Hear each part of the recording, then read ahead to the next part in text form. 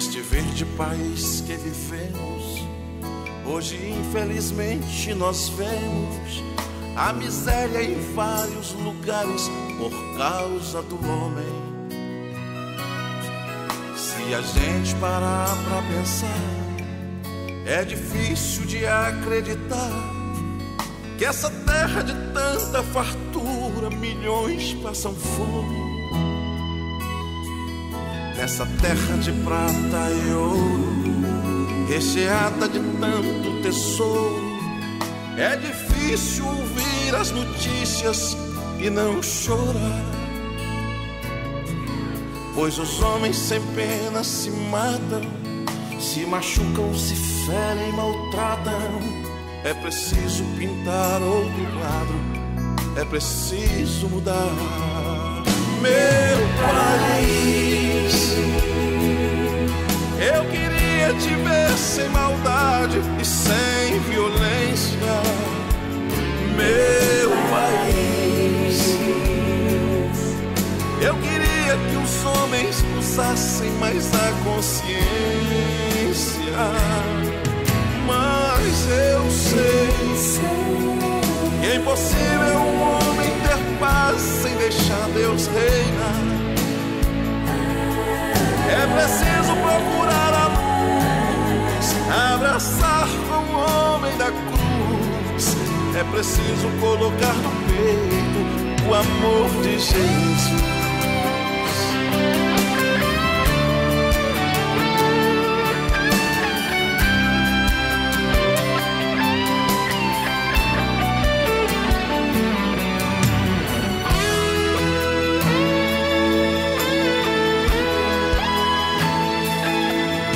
Essa terra de prata e ouro, recheada de tanto tesouro, é difícil ouvir as notícias e não chorar. Pois os homens sem pena se matam, se machucam, se ferem, maltratam. É preciso pintar outro quadro, é preciso mudar. Meu país, eu queria te ver sem maldade e sem violência. Meu país, eu queria que os homens usassem mais a consciência. Mas eu sei que é impossível um homem ter paz sem deixar Deus reinar. É preciso procurar a luz, abraçar com o homem da cruz. É preciso colocar no peito o amor de Jesus. Meu país, eu queria te ver sem maldade e sem violência. Meu país, eu queria que os homens usassem mais a consciência. Mas eu sei que é impossível um homem ter paz sem deixar Deus reinar. É preciso procurar a luz, abraçar com o homem da cruz. É preciso colocar no peito o amor de Jesus. Meu país, eu queria te ver sem maldade e sem violência. Meu país, eu queria que os homens usassem mais a consciência. Que bom ter esse Brasil de Deus e que a gente afirma todo dia que o Brasil pertence, um país cristão, né? É uma nação é a maior nação católica do mundo, uma nação de católicos, de espíritas, de evangélicos, de um povo que diverge doutrinariamente, mas crê em Cristo e que converge para as boas coisas. Então, essa nação, de fato, dessa maioria absoluta de cristãos, é uma nação realmente que a gente agradece por ser uma nação de Cristo. Hoje eu estou tendo o privilégio também de ter torcida hoje aqui, viu? Não é um auditório. Vira a câmera ali, mostra ali meus convidados ali. José, quem são aqueles dois lá? Apresente você. Meus cunhados, Murilo Domingos e Rafael também. Deve ser gente boa, porque o cara, quando tem a alegria de apresentar cunhado... É gente boa, é da terra do Zé, né? Não tem gente mais ou menos lá no Mato Grosso. E aquele ali, quem apresente você? Aquele ali é o Thiago, meu genro, um paulista, corintiano. Está me acompanhando aí, um grande parceiro, amigo, casado com a minha filha e vai ser pai do Joaquim, que está chegando no próximo mês agora. E eu tive também aqui agora a felicidade... Apresente a apresentadora. Eu quero apresentar, né? A Nani, uma amiga, uma conterrânea, uma pessoa muito especial, né, na minha vida. E há muitos anos não encontrava, eu tive aqui uma felicidade, uma alegria grande de revê-la, está muito linda, parabéns, é um prazer. A apresentadora Nani, minha colega aqui, só erra numa coisa, nunca me convidou para ir ao programa dela. E eu, à vontade de cantar nesse programa, e nunca tive. Não, gente, é brincadeira, é brincadeira. É uma super amiga, colega, e realmente é porque o programa dela acontece de dia, vocês que são a audiência dela, sabe? O horário do programa dela, e nem sempre é tão fácil, porque é um programa da tarde, mas eu vou fazer o maior esforço agora para eu poder aparecer no programa da Nani, que eu vou aparecer com uma música nova agora. Eu sei que se eu lançar no programa dela, eu vou virar sucesso. A minha música vai ser tocada direto depois do programa da Nani. Nani, obrigado por você estar aqui com a gente hoje aí. Obrigado a todo mundo, aos cunhados de Rezec e ao genro do nosso querido Maurício aqui. Coisa boa. Gente, vamos continuar. Qual foi a palavra, Zé? Influencer. Então, vai na sua influência. Usa a sua influência, deputado, e aprova a reforma da Previdência. Na verdade é o seguinte... Falar em reforma da Previdência, eu já avisei, o Brasil sabe, só não falei no meu programa, eu tenho 46 anos de contribuição, viu, Rezec? Estou sabendo. Eu tive carteira assinada aos 14 anos de idade na prefeitura de Itapetinga, na Bahia. O prefeito Evandro Andrade assinou a minha carteira, né? Então eu tenho 46 anos de contribuição. Tenho 26 anos ininterrupto de mandato. Eu hoje me aposentaria, não como diz as redes sociais e aqueles que querem mentir, depois tem que falar um pouquinho aí sobre a reforma e as mentiras que estão pregando aí, metendo medo dos aposentados. Eu tenho todo o direito do mundo e hoje me aposentaria entre 17 e 19 mil reais, não com 33, como dizem por aí. Alguns sim, aposentados lá com 33, e tem alguns que até mais, mas a minha conta é que seria entre 17 e 19. Eu abri mão, porque eu acho que o sacrifício tem que ser para todos os brasileiros.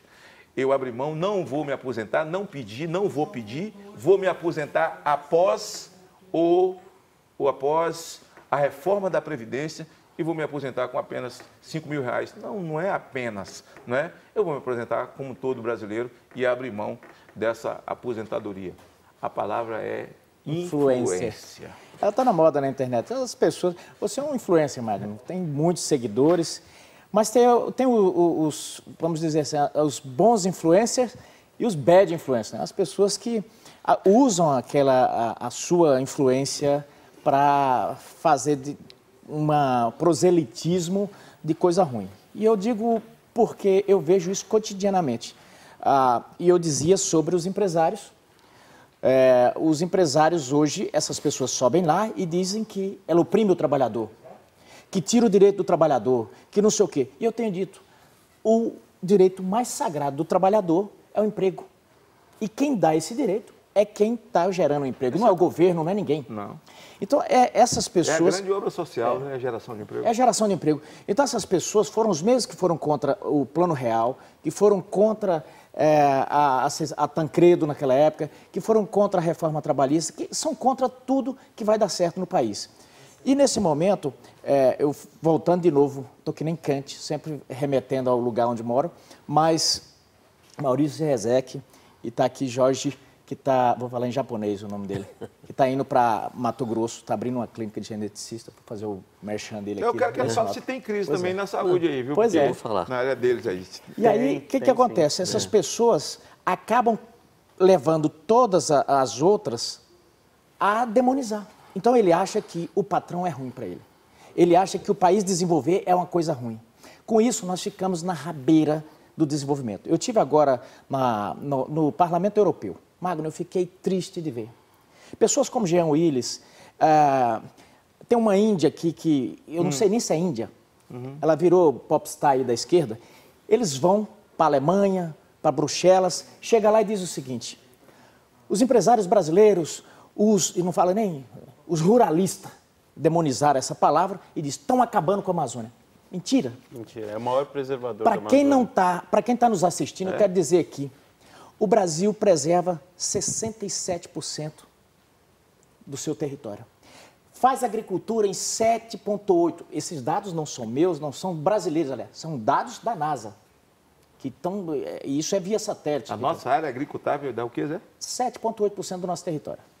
O agricultor hoje é o que mais preserva as nossas florestas. E nós temos a lei mais draconiana, a lei ambiental brasileira é a mais completa do mundo. Nós temos um negócio chamado reserva legal. O que é isso, gente? Reserva legal, você tem uma fazenda. A nossa legislação diz, olha, dependendo do lugar que você tiver, no caso da Amazônia Legal em Mato Grosso, que pega Mato Grosso, Rondônia e tal, você pode desmatar só 20%. Ou seja, você tem uma fazenda, você tem que deixar 80%, você não pode mexer. Ou seja, você vai pagar para os outros ter livre consciência lá na Europa. Mas tudo bem. Aí você só pode dizer... Só uma parece, Jean Willis, ele foi embora, né? Largou o mandato porque ele estava sendo ameaçado de morte. Me perdoa essa palavra, mas essa mundiça está rodando os países falando mal do Brasil.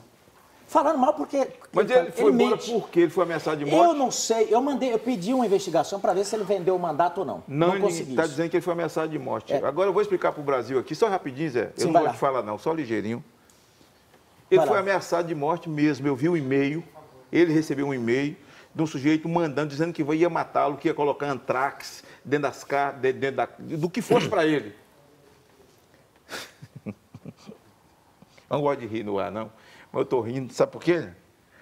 O e-mail que ele recebeu, Nani, fala só sobre ele, não. O e-mail fala sobre duas pessoas, que eles vão matar duas pessoas. Jean Willis, por isso, por aquilo, vão mandar antrax, que eles vão morrer envenenados, que não sei o que. Ele fala de duas pessoas no e-mail. Jean Willis, quem é outra? É um tal de Magno Malta. O cara mandou para ele e para mim. O e-mail é para nós dois, eu também tinha que estar na Europa agora. Recebendo o direito humano da ONU, fugido, entendeu? Curtindo. Refugiado. Cara, deixa de ser cara de pau, deixa de ser cara de pau. O cara realmente foi identificado pela polícia do Senado, que procurou a Polícia Federal. Eu fiz um ofício ao presidente do Senado, oficiou a Polícia Federal, foram, rastrearam, o cara existe, que ameaçou nós dois. O cara está preso, foi preso em Miami, pegou 40 anos. E ele está aí com medo de morrer. Ele está com medo de morrer. E agora está vivendo de dinheiro da ONU, vai para aqui, vai para ali, camisinha Louis Vuitton e não sei o quê, comendo em restaurante bacana na Europa, e gente acreditando nisso aqui. Chamada esquerda aqui, chupa aqui para ver se sai leite. É brincadeira, mamãe me acode, me acode. Isso é uma piada. O e-mail dele existe, mas eu também estou no e-mail. O cara disse que ia matar eu também, o vagabundo disse que ia matar eu. Ó, medo, eu conheço de ouvir falar, nunca fui apresentado. Eu devia estar na Europa também curtindo. Agora... Eu estou sem imunidade, não posso falar essa palavra que você falou. Que parede de igreja. Eu não posso falar essa palavra que você falou sobre ele aí, mas que eu estou sem imunidade, estou meio... Deixa eu falar um pouquinho para ficar mais ameno. Traz medo, deixa o doutor falar um pouquinho mais. Doutor, mas vou te fazer uma colocação. Eu estava semana passada no jantar com alguns colegas seus de profissão, médicos também, e a primeira vez que eu vi na minha vida, é aí que eu vi que eu acho que a Cris está ficando brava mesmo. Eu vi um médico falando que gente adiando até cirurgia, em termos do momento econômico também. Sobre isso que eu queria falar mesmo, né? Porque mas a crise. A crise está tão brava que na minha cidade eu passei, eu falei, não está fácil para ninguém não, porque estava escrito lá, conveniência do Batman. Eu falei, caramba, você vê que não está fácil para ninguém mesmo, porque eu... Até o Batman abriu a conveniência. Quando o político vai e faz sua campanha, normalmente fala de saúde, educação, saúde, educação. Aí depois, passado um tempo, fica... O que a gente vê mais na televisão é que está mal, está mal, está mal. E realmente a saúde também é afetada, é bastante afetada. Com a crise, assim, mesmo eu que tenho uma clínica, graças a Deus, privada, tem um bom movimento, mesmo assim a gente sente a crise. Esse que você falou de postergar a cirurgia, antigamente, como São Paulo, sempre drenou muitos pacientes do Brasil todo. Sim. É referência, São Paulo como toda referência. E cirurgiões tinham agenda cheia, começou a diminuir. Uma clientela que tem poder aquisitivo, diminuiu. Imagina na camada social menos favorecida. Essa camada que faz reprodução humana, que sua área é reprodução humana, né? Queria até que você exatamente falasse sobre isso que eu ia falar, né? Porque, e aí, reprodução humana, a pessoa acha que a infértil é um luxo. Quer dizer, acha que ser infértil não é uma doença, acha que ter um filho é um luxo. Para que vai ter um filho? A pessoa não está tendo nem condição de se alimentar, para que ter um filho? Só ter um filho é um instinto, a pessoa quer ter independente. Tem gente que tem mulher que chega assim, entre morrer e ter um filho, eu prefiro correr o risco até de morrer do que não ter um filho. Então, ter um filho é importante para uma pessoa. Você fala, vamos tratar de câncer que é importante. Não, a questão biológica, o instinto da mulher, ela quer ser mãe. Mas diga uma coisa, como se estivesse programado para a preservação da espécie. Então, você vê, até os animais, assim, quando, né, logicamente eles não pensam, mas eles sobem o rio, às vezes morrem por causa do instinto. Então, a mulher, como é um animal também, no bom sentido, ela tem esse instinto de querer procriar. Por isso que é importante a gente falar sobre isso, porque o Brasil, como todo, estando em crise, imagina o tratamento de infertilidade, que é um tratamento que normalmente não é fornecido pelo SUS, pelo governo. São raros lugares onde tem isso. Imagina quantas mulheres tem no Brasil que precisariam desse tratamento e não tem como. Responde uma pergunta minha. Mãe dizia assim, ó, o homem que morreu sem ser chamado de pai não viveu. Quando você está assistindo a mulher, eu prefiro morrer numa tentativa, mas eu quero dar luz, e realmente a maternidade é uma coisa, e mulher é diferente de homem exatamente porque tem um útero. Não é diferença porque ele é masculino, ela é feminina, não. A diferença é em tudo mesmo. É corajosa, mulher, você tem 100 presos por corrupção, não tem uma mulher no meio, 1000 presos, tem meia mulher, delegada mulher é mais mão dura, juíza, promotora, tudo é mais mão dura, mulher é diferente, porque o útero faz ela assim. Acabou de parir, está em pé, o homem extraiu uma verruga nas costas, você vai visitar ele vem andando devagarinho assim, o cara fala, operou o joelho? Não, é aqui, pô, bicho, arranca um dente, passa 3 dias deitado no sofá, entendeu? Mas mulher é diferente. Agora, uma coisa que existe, qual a possibilidade, ou a possibilidade que não existe de uma mulher engravidar, mesmo com tratamento? Dizer assim, ó, isso aqui é zero. É difícil, viu? Se a mulher aceitar toda a tecnologia que existe, assim, é muito difícil que ela não consiga ter o filho. Precisa ver até que ponto que ela vai aceitar isso. Por que eu estou falando? Por exemplo, se a mulher não tem útero, tem como a mulher ter filho, coloca o embrião no útero de outra pessoa. Se a mulher não tem mais óvulos, tem mulher que pode doar óvulo para ela. Então, é difícil. A idade, 50 anos, é uma idade mais avançada? É possível também. Até 50, tantos anos de idade. Então, assim, o problema mais é a questão mais psicológica, né? Porque a mulher, às vezes, com 55 anos, vai ter filho, ela pode sentir-se porque tem uma mística também agora, em cima disso que está correndo risco, né? O importante, desculpa, aproveitar esse momento para falar uma coisa muito... eu não entendo nada. Muito importante é o seguinte, muitas mulheres veem as pessoas, assim, as artistas, né, tendo seus filhos lá com 45 anos, 48 anos, e acham que ela pode esperar até lá.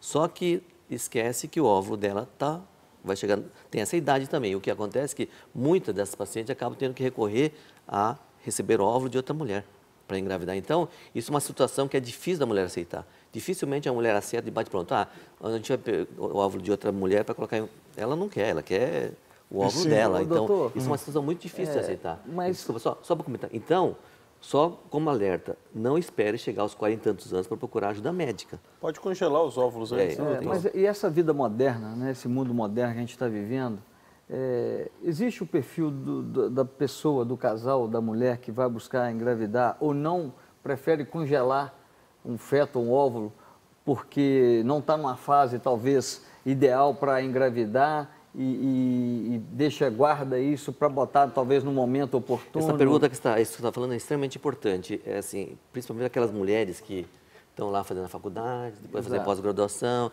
depois quer uma independência financeira, aí a coisa mais difícil, encontrar o príncipe encantado, é mais difícil. Porque ela chega lá para os seus 38, 32 anos de idade, aí ela tem uma independência financeira, ela também não vai sujeitar a encontrar um homem que vai mandar nela, ou que vai... Então, ela quer ter sua independência também financeira e dificilmente ela vai se relacionar se não for uma pessoa que ela acha que está no nível para ela. Então, aí fica mais difícil de ela encontrar essa pessoa. E, então, nesse aspecto, é importante também vocês saberem que é possível guardar os óvulos para o futuro. É possível congelar os óvulos. Tecido ovariano também é permitido mas ainda é experimental. Então, doutor, uma pergunta.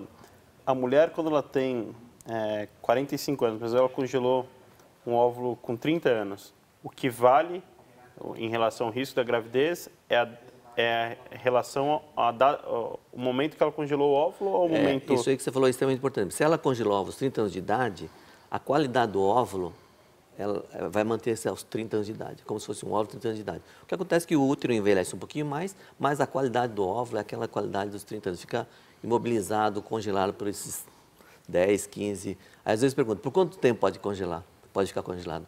Por mais de década. No Brasil não tem uma regulamentação que pode ficar 10 anos. No Reino Unido diz 10 anos, mas é o único local onde que fala que pode ser 10 anos. Na verdade, pode congelar por tempo indeterminado. Aí a pessoa pode... Qual que é melhor, congelar óvulo ou embrião? Geralmente congela óvulo, porque quando congela embrião, tem o parceiro aí, que é o marido dele, ou o namorado, depois pode separar e vira um problemão. Mas doutor, hoje é muito comum a gente congelar óvulo. O casal hoje, é permitido na legislação brasileira o casal escolher? A gente parece que a ciência hoje, né, nessa área, já está nesse ponto, neste nível, né, de tecnologia. Escolher não somente o sexo, até mesmo a cor dos olhos, né? Parece que existe isso até talvez um problema genético que possivelmente aquele feto poderia desenvolver quando se tornasse uma criança ou um adulto. Você já cuidar disso, fazer com que aquele bebê, né, que venha a ser concebido, né, depois da gravidez, ele possa de fato ser, do ponto de vista científico, obviamente, um bebê saudável, perfeito, talvez imune de alguns problemas que ele poderia adquirir ao longo da sua vida de uma maneira natural? Na verdade, assim, hoje o máximo que se pode fazer é escolher o sexo.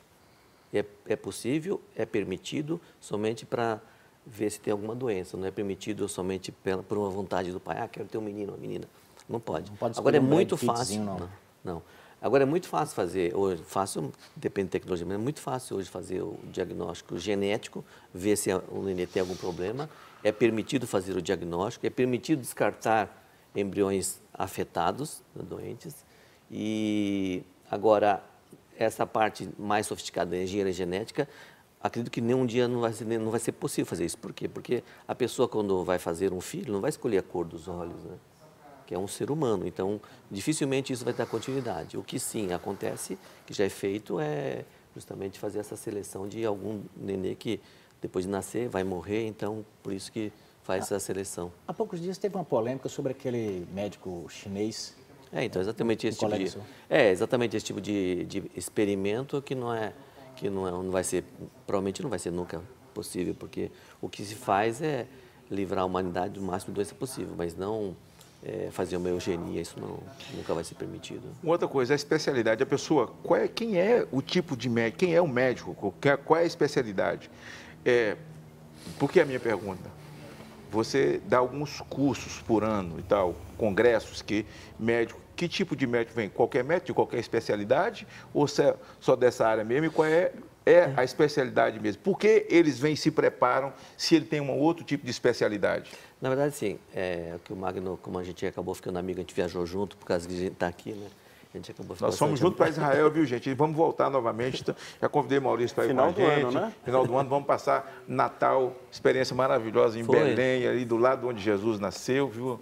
Olha, tá aqui. Nós tivemos ali, ó, naquele lugar ali, não foi? Eu bati um monte de foto de Enzo ali, ó. Enzo é um gênio, que é o filho dele, desse tamanhozinho assim. Na verdade, o Magno é um amigo que, na verdade, é a minha esposa, que é dentista dele há 20 anos, né? Esse sorriso bonito, a única coisa que ele tem são os olhos verdes que o pai escolheu. Foi escolhido, meu pai escolheu. E ela sempre falava dele. Foi Roseli que me deu. Sempre falava dele com muito carinho, né? Falando da idoneidade dele e tudo mais. E aí coincidiu da gente viajar, a gente ficou amigo e por isso que a gente está aqui. E é interessante que ele me convidou para, vamos lá no meu programa falar. Falar do quê? Eu sou técnico, né? É disso aí que você está falando. Então, fala de medicina, né? E depois eu estou vendo aqui que o pessoal mais empresário, falei, como que você vai fazer esse bate-papo? Porque além de ser médico, você é empresário da medicina, né? Você tem clínica, não tem? Então, exatamente. Aí como que ficou, né? Eu, como técnico, né, que eu fui sempre, durante vários anos, fiquei na USP, escrevi livro de cirurgia, o primeiro livro de cirurgia laparoscópica e estereoscópica no Brasil, que escrevi há vários anos atrás. Aí depois, eu cheguei e me dediquei à parte de reprodução humana mais afim, porque eu fui aos Estados Unidos e voltei e me dediquei a isso. Aí começou a crescer e cada vez mais aumenta o número de casais inférteis e de gente querendo aprender. Aí eu fiz um curso, aí o curso, graças a Deus, hoje tem bastante médico aprendendo com a gente. E os alunos médicos também vão pelo Brasil, ginecologistas, né? E aí acaba que agora a gente está em 3 estados, com clínica em 3 estados por enquanto, e está Vai dar, tendência a Ou crescer. seja, um grande empresário também. empresário. E está sofrendo também. Quais são os estados? De Campo Grande, né, no Mato Grosso do Sul, e em Sinop, no Mato Grosso, e a gente está em vista de outros locais, mas é mais por uma necessidade do mercado do que propriamente eu ter pensado de fazer isso, mas é que está havendo essa necessidade da divulgação, do número de pacientes que tem. Apesar da crise, tem muita gente precisando. E a gente até lançou um programa de baixo custo justamente para ajudar essa população. Parabéns. Chama Projeto Girassol. A clínica daqui em São Paulo fica onde? Fica perto do MASP, perto do Sírio-Libanês. É uma região, logicamente, cara, mas a gente reserva um espaço lá para atender esses pacientes com menor poder aquisitivo Você tem imagem? Tem? Você tem imagens lá? Tem. Vamos colocar essas imagens no ar aí também. Eu queria também colocar as imagens Tem imagem da Toledo? A nossa empresa lá de mineração, né? Para Pedi ver. o Thiago para passar para mim, Thiago. Nós vamos passar, vou colocar no ar aqui. Tá bem? Me diga uma coisa, qual é esse... Normalmente as empresas, elas têm, por exemplo, tem o preto, que é não sei o quê, o outro é Azul Bahia, o outro não sei o quê e tal. A tua marca qual é? O Espírito Santo, né, se tornou conhecido mundialmente falando no setor de rochas por ser o maior produtor do granito amarelo do mundo. Né, e o granito amarelo do Brasil, especificamente produzido no Espírito Santo, na região norte e noroeste do Espírito Santo, é vendido para todo mundo, né, igual eu falei, Estados Unidos, Europa e Ásia. Então, assim, a Toledo é uma empresa que ela iniciou a sua atividade no setor de rochas explorando esse granito amarelo, né, um amarelo de um mercado muito grande, e depois fomos buscando outros materiais. O mercado é muito exigente, né, e sobretudo nós temos uma concorrência com o produto europeu, o mármore europeu, que é um material também de muita beleza, muita exclusividade, e o Brasil foi se destacando não só como produtor de rochas clássicas, né, como amarelo, preto, branco, mas como hoje o maior produtor de rochas exóticas do mundo. Variedades, cores diversas, uma coisa assim, maravilhosa. Isso aí nos colocou... Dá para arrumar um pedaço bem bonito, não? Para me colocar aqui? Claro, claro. Vou fazer um preço especial para você. Mas enfim, isso é muito bom. É muito bom porque as rochas brasileiras hoje, elas têm realmente uma exclusividade, uma textura e cores fantásticas e estão conquistando todo o mundo. Então nós temos rochas hoje, produtos hoje brasileiros que vão de A a Z, ou seja, nós temos produtos para a população mais de baixa renda, mas como também produtos que vão para Dubai, para sheiks, para bilionários norte-americanos, russos, até mesmo no Brasil, enfim, com mais beleza até e, sobretudo, qualidade do que as melhores rochas italianas. Vamos continuar falando, daqui a pouco nós vamos falar sobre o agronegócio, que é o jumento que carrega o PIB desse país nas costas. O agronegócio no Brasil... Magno, eu tenho uma coisa que eu achei interessante. Então, tu vai perguntar no outro bloco, nós vamos falar, pode ser no outro bloco? Pode no outro bloco você pergunta, nós vamos falar sobre o agronegócio. Esse mês, como se comemora, se comemorou o Dia das Mães, a gente tem que continuar sempre, acho que o Dia das Mães é todo dia, né? Quem não tem mãe, assim, tem mãe e mãe, pai, tem médico e médico, mas eu tive mãe de verdade. Assim, minha mãe, Deus levou ela aos 57 anos de idade. E filho não cresce. Quem tem filho sabe que filho não cresce. Então, eu era sempre uma criança para minha mãe, ela foi aos 57 anos de idade, e tudo que eu sei na vida foi minha mãe que deixou. Ela deixou uma riqueza para mim que não dá para ninguém comprar. Amor a Deus e vergonha na cara. Isso é a riqueza que o pai pode deixar para um filho, que a mãe pode deixar para um filho. E minha mãe, Dona Dadá, deixou para mim. Então, nesse mês, eu resolvo homenagear a minha mãe e a mãe de todos, né? E quem tem suas mães vivas, que aproveita, né? Tem gente que gasta tanto tempo errado, joga tanto tempo fora, ao invés de ali dar um beijo na mãe, estar junto com a mãe. Se eu tivesse Dona Dadá aqui, minha homenagem à minha mãe, que já foi uma homenagem póstuma, e à sua mãe. Visão da vida.